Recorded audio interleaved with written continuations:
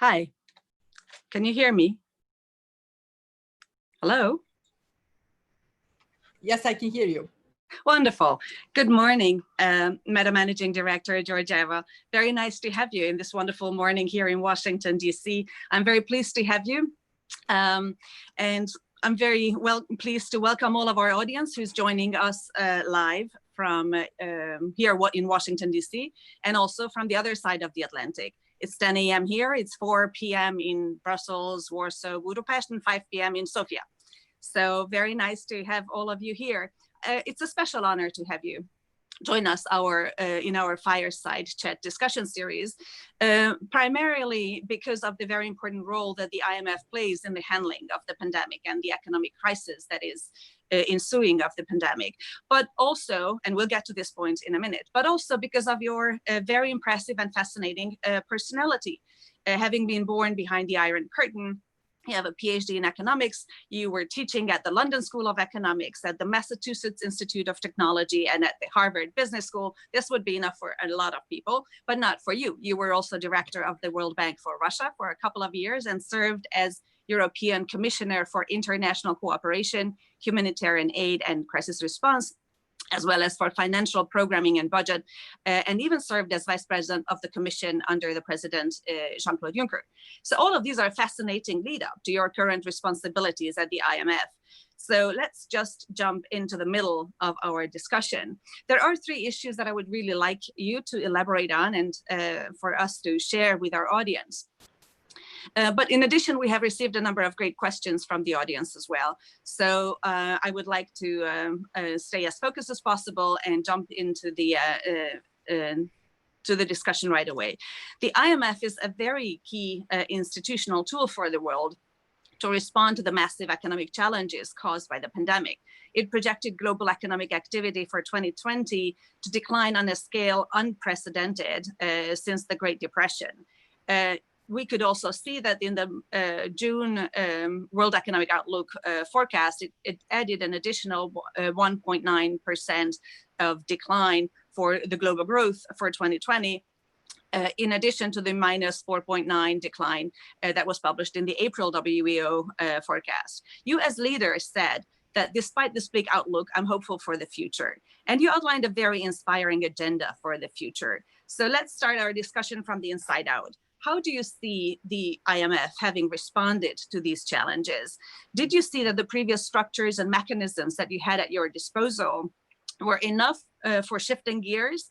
Or do you see the need of new tools or new mechanisms for increasing dispersing capacity and responding to a crisis like this? Well, thank you very much for inviting me. It is really an honor to be with you in this conversation. Look, this is a crisis like no other, and it requires a response like no other. For us at the IMF, from the moment we saw it coming, we mobilized our financial capacity and we accelerated the speed of action in a way that we have not done ever in our 75 years history. So what is it that we are doing? One, we are providing much needed financial lifelines to countries that are facing economies in standstill, and yet the expenditures are actually demanding more for help, more to protect workers and protect the economy. So far, we have done 72 of those financial lifelines in a period of 3 months. Never have we done so much so fast. You're asking me what is it that we had to scale up? Well, first and foremost, we had to massively increase our capacity to provide emergency financing. No time to waste. And we turned to our shareholders and asked them to allow us to double emergency financing. But then we recognized that we had 3 other obstacles to overcome. One, who needs money the most? in this crisis, these are countries that for one reason or another have no access to markets. We have seen that aggressive action of central banks has increased liquidity in the market. Countries with good fundamentals, all of the Central European countries are, by the way, in this category, they can easily go to markets, tap into financing there. But countries that are under the burden of high debt, or poor, fragile countries, or economies that are severely impacted because they depend on sectors most at risk, like tourism. For these countries, it is the IMF, it is the World Bank, it is the only source of financing. And obviously, we needed to expand our capacity for them. In other words, have more concessional financing. And here is the bright news for us. We asked our shareholders to triple concessional financing. We actually mobilized more than we asked for. And thank God, because we actually need more than we asked for. Then we realized that there is a tremendous need to reshape our surveillance function. So what the fund does is it collects information across the board and allows everybody to know where the world economy is going. In this crisis, we realize that we have to concentrate on one issue, and it is what actions countries are taking to respond to the pandemic. And then we created what we call Policy Action Tracker for 193 countries. We did this in less than a month, highly valued by the membership because it allows very rapid exchange of experience, learning from each other. Last but not least, we recognize that for the poor countries that have high levels of debt, when the economy is in standstill, they're faced with a horrible choice: save lives or service their debts. So together with the president of the World Bank, we called for a very important debt service suspension that has been adopted by the G20, and it is so critical. So far, 41 countries are benefiting from it. We are doing many other things that this crisis require. For example, we created a new instrument. It is called short-term liquidity line. For countries that may find that markets are not immediately available, but they do have strong fundamentals. In other words, we have shaped the fund to be appropriately positioned and acting in a very determined manner in this crisis. Wow, very impressive, very impressive. And it's a very historic role, I'm sure. Everyone sees this, but this is also a perfect lead to my second question to you. In a previous interview, you emphasized that the countries that have stronger macroeconomic fundamentals and social cohesion and safety net, the lessons of the previous crisis, are better prepared for faster economic recovery. How would you identify the lessons of this pandemic? What do countries need to develop, strengthen, or let alone get rid of? What is your vision for this post-pandemic world on the basis of the experience that you have had? Well, let me say that the global financial crisis did lead to important lessons. First and foremost, that there has to be strong banking system that underpins financial stability.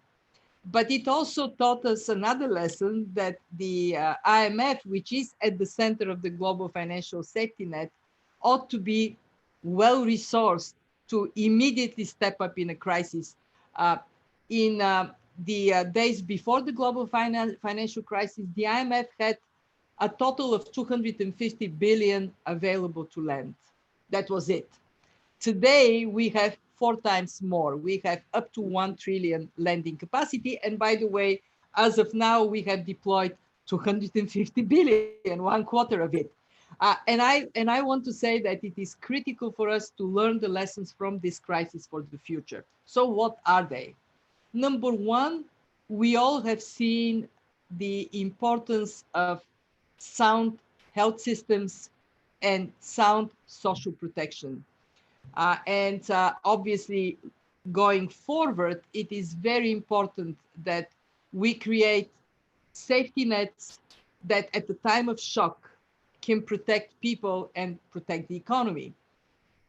Uh, Very important lesson we are learning from this crisis is that the best resilience building is investing in people.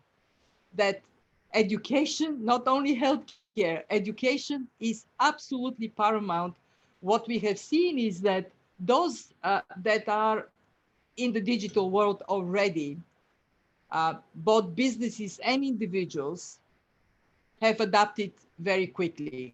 Look at us at the IMF. 4 months already, we work from home. No problem. We do much more in a very different operating environment. But for those that are not in the digital world, if they don't have that ability to step forward, then agility for the future shocks is going to be much less. So digital is the big winner of this crisis, but we should not take it for granted that it is equally available to everyone. Therefore, investing in digital infrastructure and in skills so we can bring forward what is clearly accelerated by this crisis for everyone, a very important lesson to take on board. Three, I often say that if you don't like the pandemic, you sure are not going to like the climate crisis either. We have now a massive deployment of stimulus. Let's do the right thing and invest in low carbon, climate resilient economy that can withstand the inevitable shocks to come and actually reduce the risk of these shocks for the future. And last but not least, we have to be aware that past pandemics have cruelly affected people that were left out or left behind. They have increased inequality.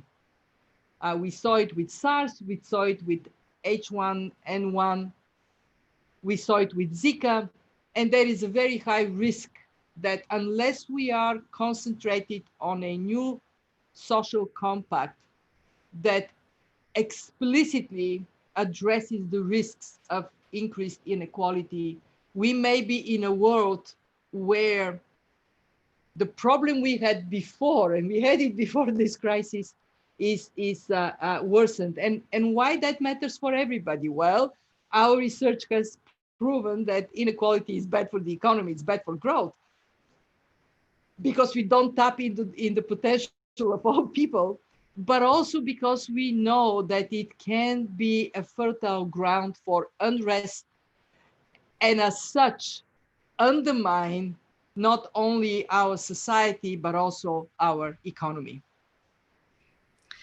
Very profound, very important lessons indeed, which also brings us to a last question that I would like to raise before we jump into the questions of the audience. This is a very bold and impressive vision for how to sort out of the crisis. And I am very intrigued by this. How do you see these goals that you set forth in the greening of the recovery will help the world tackle a similar scenario in the future? So what are the steps ahead of us, and what would you define as the kind of strategic value of the IMF in bringing us towards this outcome? Yeah. Well, the most important thing for us to do is to create the right incentives for greening the economy. It starts from what governments are going to do with the fiscal stimulus, how much of it they would direct to create this incentive. But above all, we know that we have to make carbon emissions bite. And that is done by putting a price on carbon. The IMF, before the pandemic, came up with an analysis that says if the world wants to respect the Paris Agreement, we have to significantly increase the price on carbon. We actually have to go to $75 a ton. On average, today, it is $2, although in Europe, there have been much more effective measures in the direction of pricing carbon. And we believe that this is a good thing to do also because on the other side of this crisis, there will be higher deficit and higher debt. And therefore, there would be a need for revenue generation that can also play this corrective function in terms of where the economy is headed. We also see tremendous opportunity by promoting job-rich climate action. Reforestation, dealing with land degradation, building insulation. There are many, many programs that are good for climate resilience, but they're also job generating, and many of them in the area where we are most worried. Jobs that are disappearing in this crisis are primarily kind of lower skill jobs from the contact sectors like tourism, transport. And we have to very seriously think about building a foundation for more job generation. And last but not least, pricing risk. The IMF has a particularly strong role to play. We are working with central banks to create stress tests for climate-related risks in financial portfolios. What does it mean? It means to look at banks, whether they have investments either in areas that are transitional, in other words, they're high carbon, we would move out of these areas over time, or they are highly vulnerable to natural disasters. Helping the investors to be well informed on the risks they take is tremendously important to shift our investment direction. And I want to say something to those who may be skeptical whether this transformation is desirable, possible. Here is a snippet of data. S&P 500 has actually regained lost space since the beginning of the pandemic, according to data. You know, that of course we have a lot of uncertainty that may change, but where S&P 500 is today, tech stocks have gone up 20%, financials have gone down 23%, energy has gone down 40%. So if you look at how people are voting with their money, they're actually saying there is a big structural transformation that is going to take hold. I believe it fully. So we have to do everything possible to support this transformation in the right way, but also support people who are affected by this structural change. Wow. Fascinating, fascinating. And it is practically leading us to the question that one of our participants has sent to you.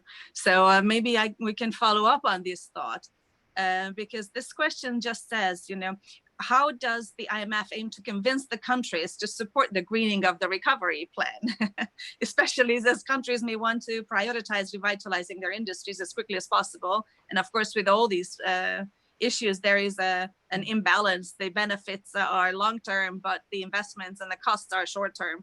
So yeah, I think this is a great... very fair question, very fair question. And it is true that in the past, occasionally, we will forget those that are negatively impacted. We can have policies that are supportive of transition. The term just transition is very important to remember. And that support for industries to transform and for people to adapt ought to be part of the greening of our economy. But let's also remember that if we don't move forward, we know what science tells us. What science told us about pandemics, we were a little slow to integrate. We actually integrated it when the pandemic hit us. Let's not make that mistake when it comes down to the climate science. And also recognize that if we are promoting support for industries, if public money goes to help industries, it is only fair to demand from these industries to decrease their carbon footprint. And if we are wanting to see a brighter future for our children, we have a responsibility not only to think about tomorrow, we have to think about tomorrow, of course, but we also have to think about the day after tomorrow. We have to take this longer term perspective and do the right thing. Wow. Yeah. Thank you so much. It is fascinating. Can I jump into the next question? With respect to the EU's post-COVID-19 recovery package that is being negotiated, what is an appropriate balance between loans and grants for member states? And in addition, what do you make of the European Commission borrowing money from financial markets to fund spending on this unprecedented scale? It's also coming from the audience. So let me start with one word about the package that has been agreed. Bravo. It is so important that leaders in Europe have agreed on a massive stimulus. This is an equivalent of 5.5% of the GDP of the 27 countries in last year. And it is also very important that they have agreed on this to have that combination of grants and loans. Why? Because the support that needs to be provided, and by the way, that applies also what is being done globally, needs to recognize that some are much more severely impacted than others, some countries and some parts of the economy. And therefore, we have to have that wisdom of defining the way we support countries, households, individuals, businesses that fits the profile of the impact this pandemic has had on them. In terms of the Commission going out and borrowing, let's remember two things. One, plenty of liquidity, very low interest rates, and that is likely to stay for quite some time. Two, the Commission does have a good track record of how it uses public money, how it oversees the deployment of money. Therefore, and it is also a representative of 27 governments, takes advantage of the collective in going out to markets. So when I was privileged to be in charge of the European budget, I did get that sense of conviction that using money at European scale allows to accelerate not only integration and build solidarity, but to drive competitiveness of Europe for the benefit of everyone. And in this crisis, that kind of collective action, frankly, very important for Europe, but a great signal to the rest of the world. Thank you. Thank you so much. Next question.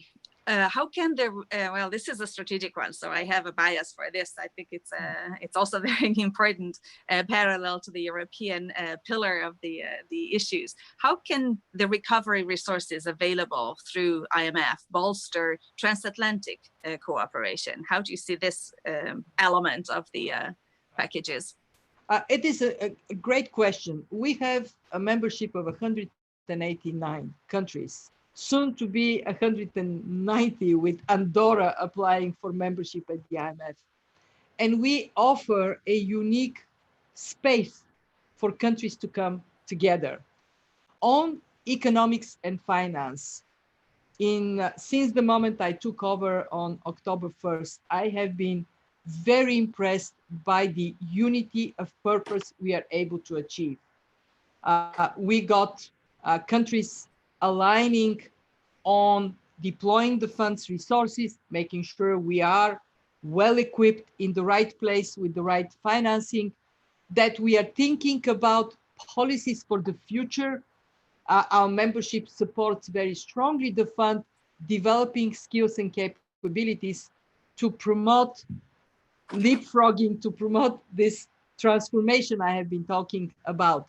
And there it is so fantastic to see countries coming from different perspectives and agreeing on doing things together. Just this Saturday, we had the G20 Ministers of Finance meeting, at which, once again, countries voiced support for the IMF as the center of the global financial safety net.